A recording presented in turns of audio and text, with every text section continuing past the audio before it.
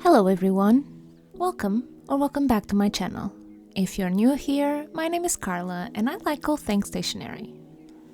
In this video, we're gonna be creating a happy mail letter for my new pen pal Nelleke from the Netherlands. She wrote to me her first letter, what was it, maybe 5-6 months ago? And yes, it has taken me this long to create and send this to her. I have posted this letter on the last week of March, so hopefully when this video comes out, she has already received it. It is quite a long video, so I hope that you have a nice project in front of you, crafting, journaling, pen paling, crochet, anything you want, or just have me in the background while you do something else.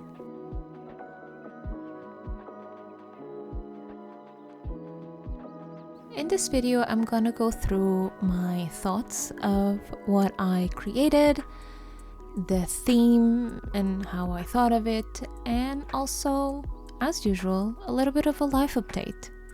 It has been about a month since I published my last video, and for now, this appears to be the rhythm at which I can function. One video per month. As sad as it sounds, this is what I can do at the moment. I hope sometime soon to be able to either be faster or edit faster or something else so that I can have a little bit more than one video each month on YouTube, but we'll see.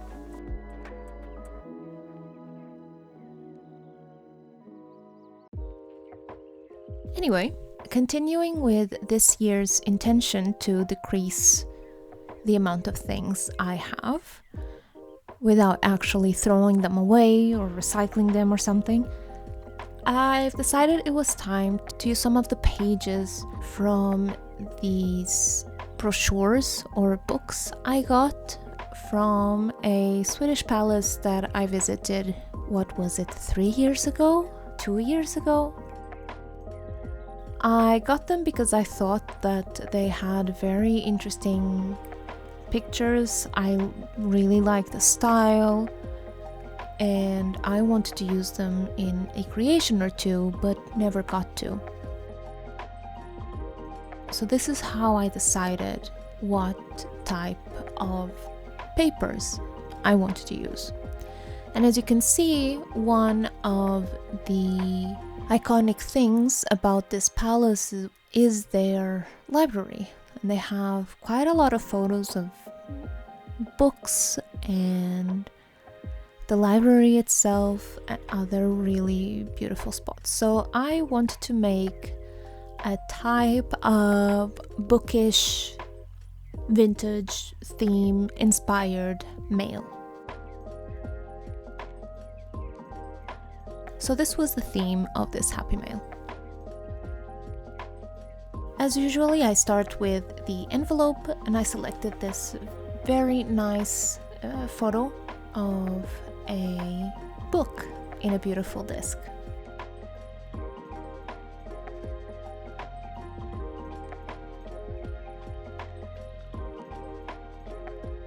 And then it was just a matter of trying to understand what else to put in there, how to create the address label.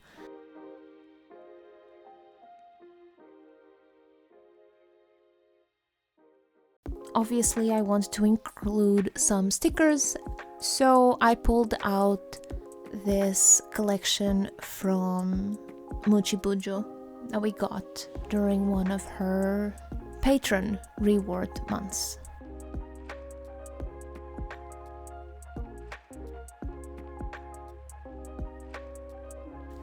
And since I felt that the stickers that I had cut were not enough, I decided to cut a few more.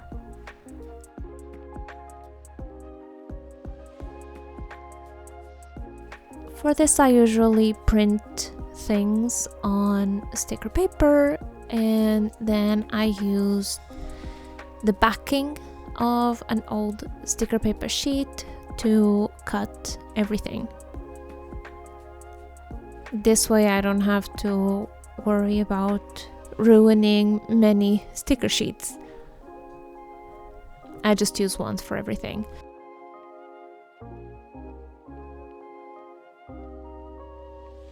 So I cut a few more elements to add to the envelope.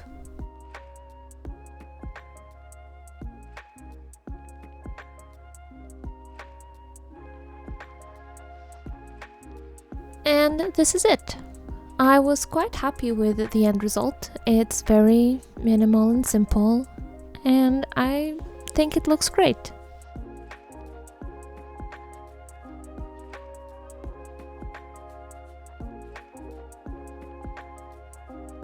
We then moved to the main project of the Happy Mail, and I had already chosen this photo of a bookshelf. I really loved it and I knew that I wanted to incorporate it, but I just didn't really know how. I mean, the paper was too big to just put on the envelope. It's a weird shape. So after searching for a while, I thought, the cover looks beautiful. The cover of this booklet, why not actually use it as a booklet? So that's how I just started to build this idea. I selected another page with a vertical image, and instead of cutting out the extra part, I decided to fold it. I wanted to create pockets. If you've seen my previous videos on penpaling, you know I love functionality and I love mounts and mounts pockets and cute little places to have your stationery.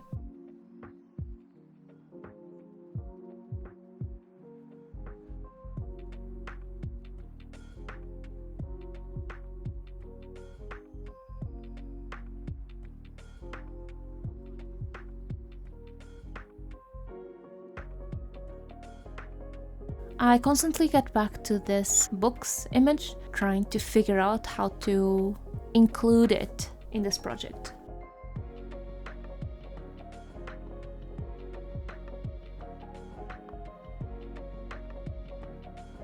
This project actually took me quite a long time to do and film. As I mentioned before, I'm not able to craft every day, and when I can craft is for small amounts. I think you can see the passage of time through the state of my nails, how they go from having freshly done nail polish to half destroyed nail polish, no nail polish, different color, and so on. But I think it's still okay. I hope my pen pals know, and if they don't, I'm letting them know here. I receive your letters, and I will always send you a reply. And I usually also ask before I send if you have changed your address, just because maybe it took me half a year to reply to you and I just want to make sure that you will get the letter.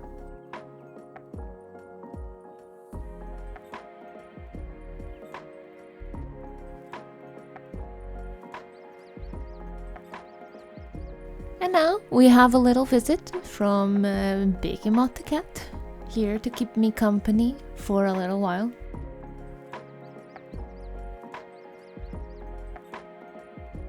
I think this room is too stuffed with paper stuff for him to be very comfortable around. But that's why I'm making these types of projects. I want to decrease this huge amount of papers.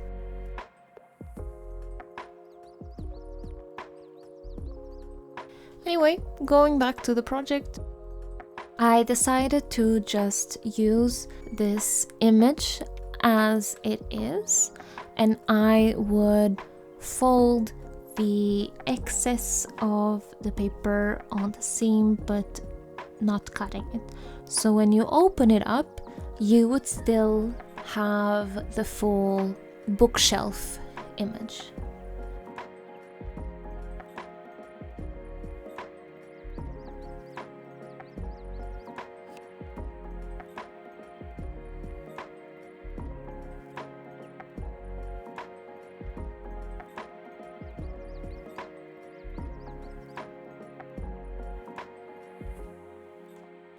And since I kept the other part of the first page, I thought I could just glue the two of them and create two little pockets where I would put some washi tape samples.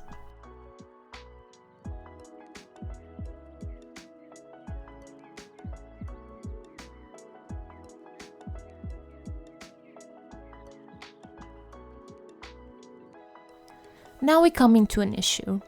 All these images are really beautiful, and I don't want to cover them with pockets or other elements that will remove the full impact of these images.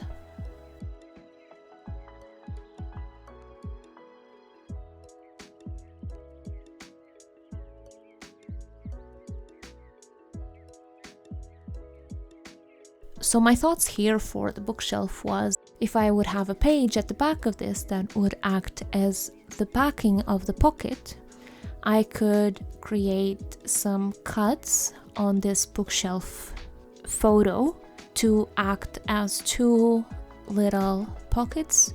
But once you remove the things that I put there, the image goes back to being just this beautiful bookshelf.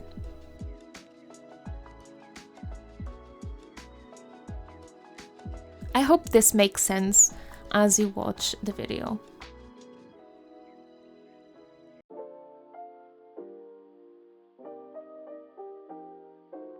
But anyway, I found this very nice window that fit perfectly on the backside.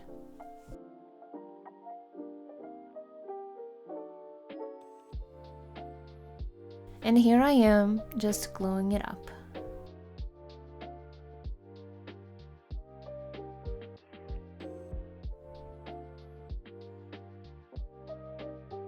It's really interesting how big the windows are in some of these palaces and how beautiful they are, honestly.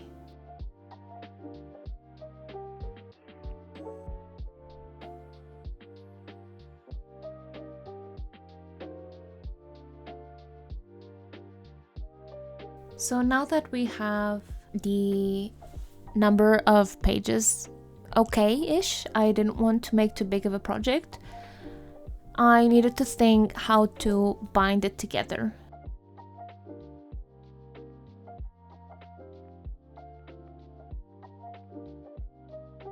And I chose this little thread. I got this, I think, on a Penpal letter, and I just kept it because I keep everything. Isn't that normal? Isn't that what we all do?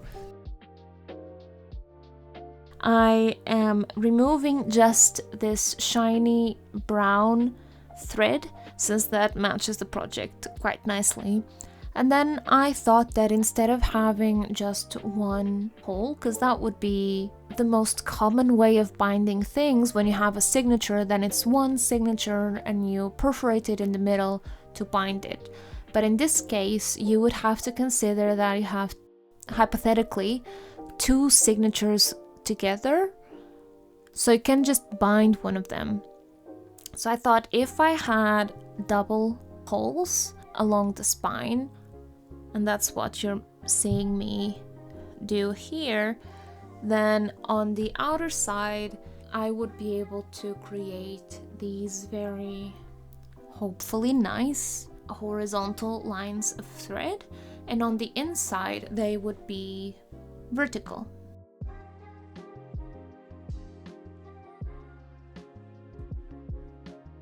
That was the thought behind this, and I was extremely happy when it worked out.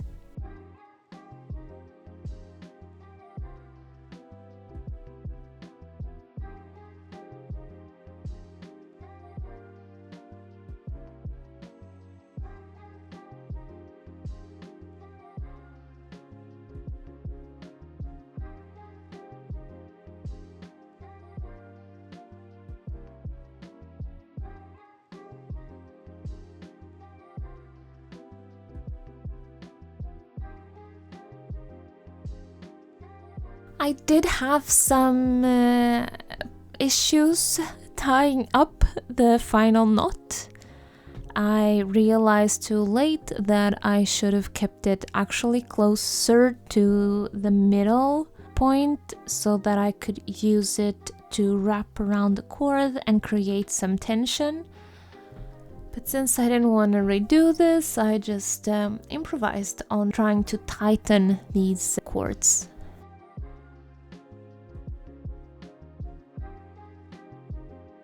It wasn't perfect, but it's good enough. So now our booklet is created, and as usual I need some more storage space. I had this little part. It's one of the sections that came out when I cut the cover page, so I'm using it to create a little bit of a small insert pocket on this side.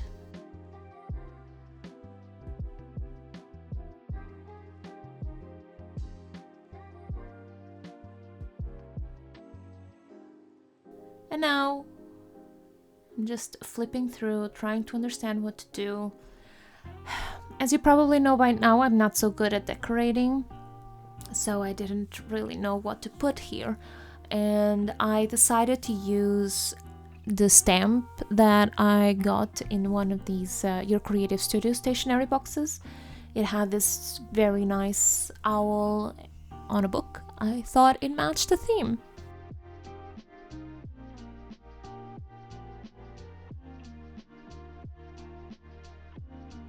So that's what I'm gonna use here, and you're gonna see me select the ink pad.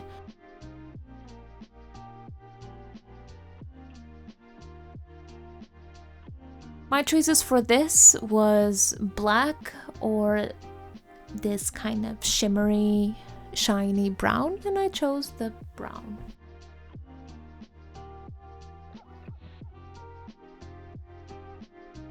While you see me searching for extra bits and pieces, it's the normal time to ask, how are you all, since we last spoke.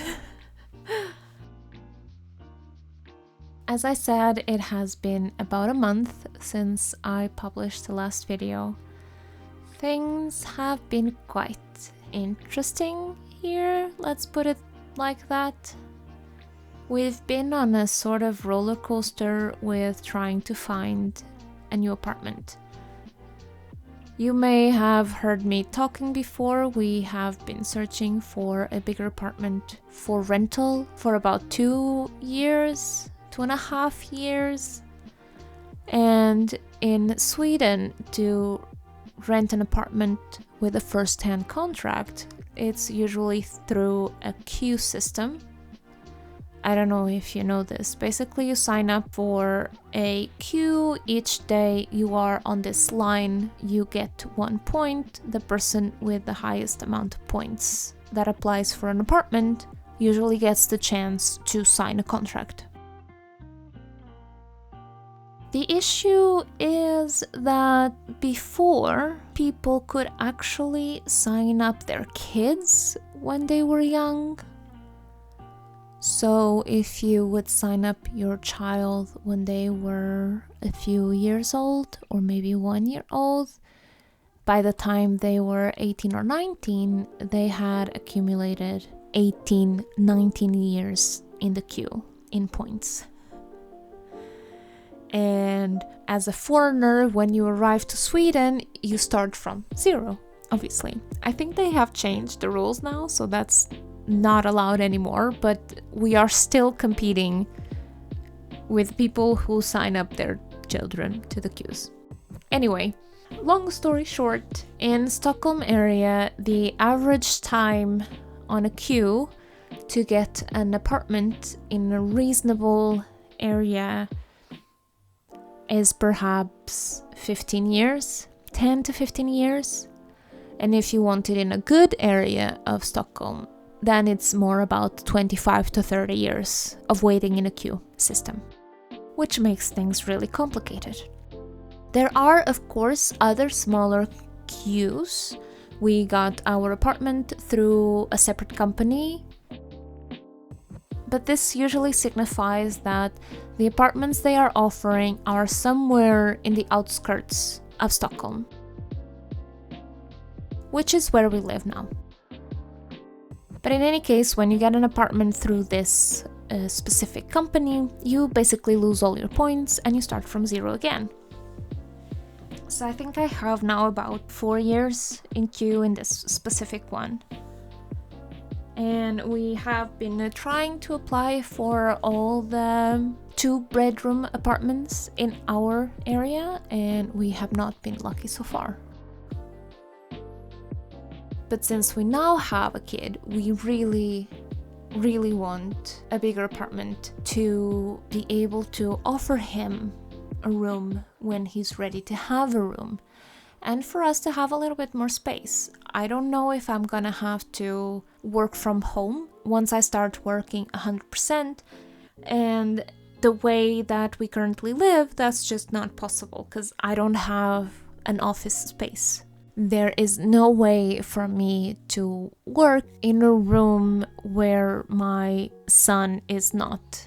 This is when my partner stays at home with our son. So yeah, we have been trying for a while, and we decided to be a little bit more serious on this purchasing thing. We're not happy about it. It's not something we plan to do anytime soon, but considering everything, we thought that okay, let's go ahead. So we started looking around, and we saw an apartment that we really liked in an area that we really liked at a price that we really liked. So after some consideration, we made an offer. We offered them the asking price, and the owner accepted, and we got confirmation from the owner that they would sell it to us. This confirmation came on a Monday at 7:30 p.m. and this is important. So another thing in Sweden, all the apartments, or most of them that go for sale, go through this bidding process where people can bid and outbid the price. So technically we bid the asking price, and she had said yes. We told the real estate agent handling the sale that we would contact our bank the next day for confirmation that we could move forward, and we would probably be able to sign the contract the same week, hopefully on Wednesday. And he said, absolutely, and congratulations. So Tuesday comes, we contact the bank, we get approval. I try to reach the Mäklare, but he keeps not answering my calls, which I could have considered this a red flag. But again, it's the first time we're going through this, so we don't know anything about it. So he texted me saying that he was on meetings the whole day. And in my head, it's like, okay, yeah, sure, sounds plausible. So I just texted him that we had gotten confirmation from the bank, we were ready to move forward with it. And I dropped it, because I thought, yeah, we made a deal. We're gonna go ahead with it. Wednesday comes, and still no news. So I text him again. Hey, we got approval. Are we moving on to sign the contract? And he says he'll call me in 15 minutes. I'm like, sure. And when he calls me, he basically tells, I don't know how to tell you this, but we got a secret bid on the apartment and the owner accepted bid. So the apartment is sold. And it was like being punched in the stomach. I don't know how that feels like, but this felt horrible. Anyway, we basically lost the apartment without any choice, without any possibility to fight for it, because it wasn't given to us. And the amount of money that was offered on top of our bid is ridiculously low. And we were devastated. we are still hopeful. We're keeping an eye on that same area for any other apartment that might become available. We're gonna keep looking on different areas, and we're gonna keep applying for any apartment that comes available through rental as well. And we'll see how it goes. But yes, all of this to add on top of normal day-to-day life with a now 6 months old, and how I'm incapable to finding the time or the mindset to craft, edit videos, and do voiceovers. Coming back to the video, I decided to keep the decoration as simple as possible. I don't think I'm the greatest at decorating, and I like to keep my projects relatively nude, so if people want to reuse them, add that little touch, they have the space to do so. After decorating this middle page, it was time to add a little something to the end page. And I know that this window is beautiful, but I was kind of missing a little bit of green and maybe another main character, so to speak.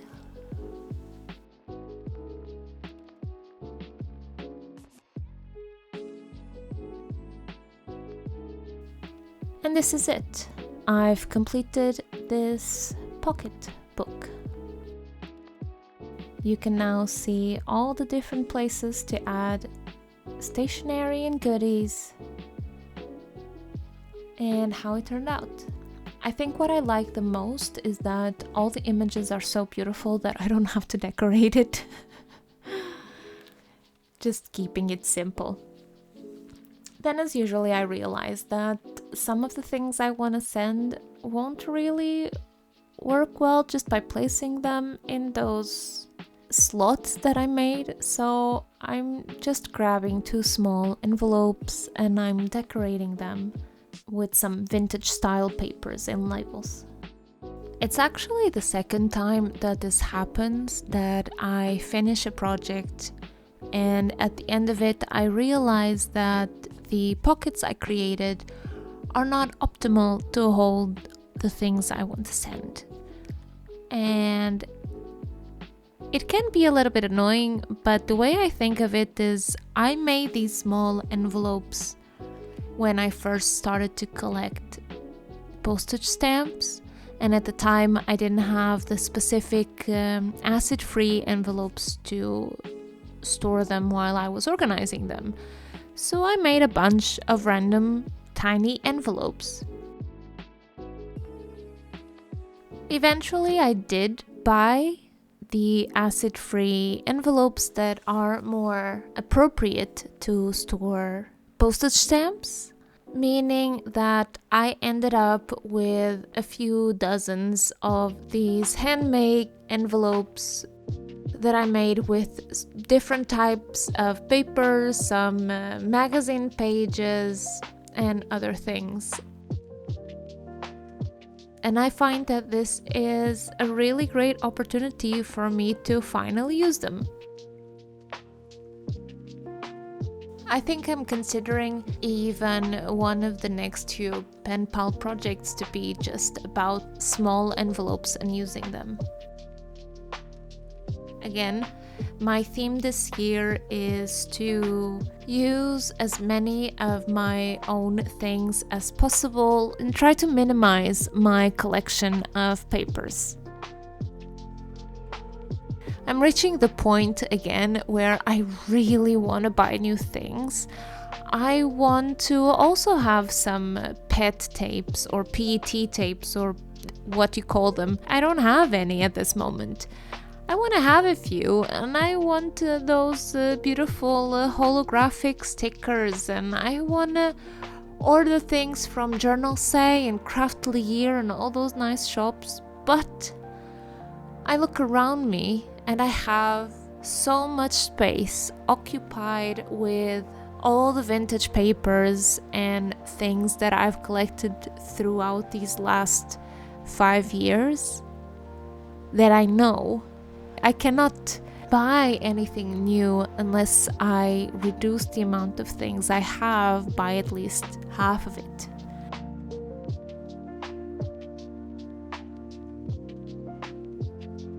And my goal is going even further than that. I want to have my collection to the minimum, just because I want to be able to buy new things and have a place to keep them. How do you deal with this problem? Do you also hoard a lot of things and have mountains of different types of paper that you have no idea when you will use or if you'll use? What is your solution for all of this? Please let me know in the comments. How do you handle this? Do you keep everything? Do you declutter and throw it away? Do you try to sell a few things, or do you just donate it to secondhand shops? I really don't know what to do. Because the way I see it is, I bought these things at a secondhand shop and I want to give them a second life. So if I take them again to a secondhand shop, I doubt that anyone will buy them. And I don't really want to throw them to the trash. So yeah, I'm gonna try my best during this year to use as much as possible.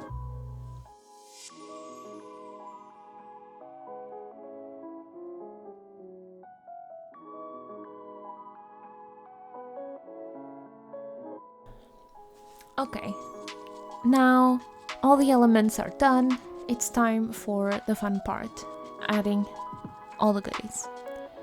I've chosen some book pages and I thought I could keep some of them unfolded. That's why I'm struggling to trying to put them here, but I couldn't, so I had to just fold them and put them in. I'm also adding some papers that I've received on the stationery box.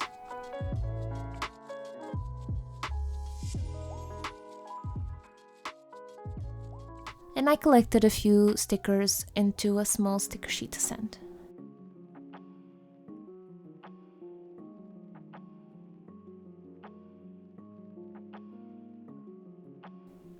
Then, on this middle section, I'm including an alphabet from your Creative Studio boxes and some vellum paper.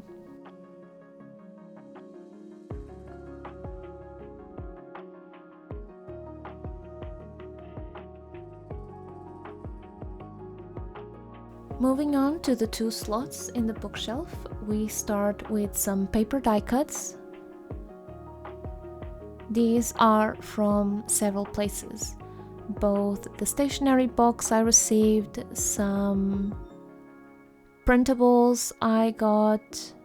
I think one or two of these was stuff that I drew, and also things I got from other pen pals. It's a good mix.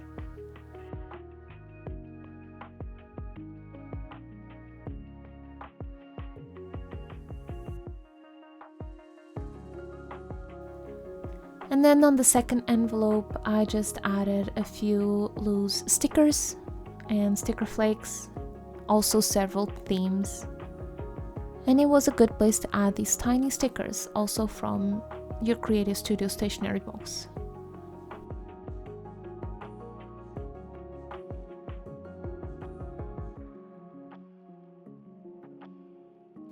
And then I realized that this envelope had not been sealed, so I had to take care of that.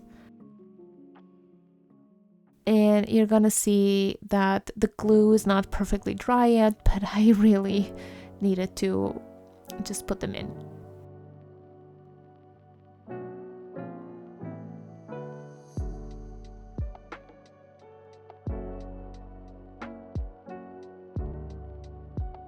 Finally, we're gonna take care of the washi tape samples. Here are the 6 washi tape samples that I'm gonna send.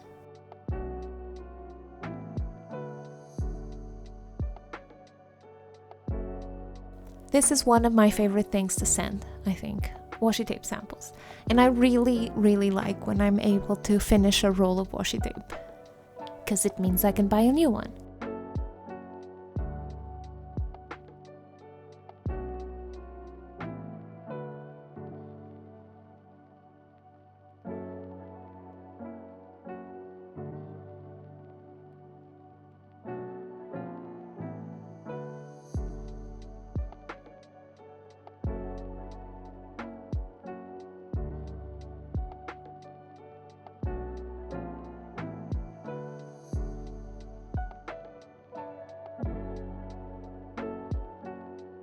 And the last thing I'm adding is my letter, and I usually like to seal it with some wax seal. I haven't used this in a long time, and unfortunately I let it burn a little, meaning the wax didn't melt as good as I hoped.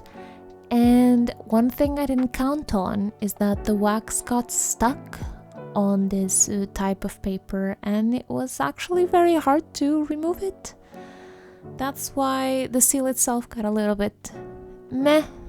It wasn't perfect, but it was what we can do. I think it's fine.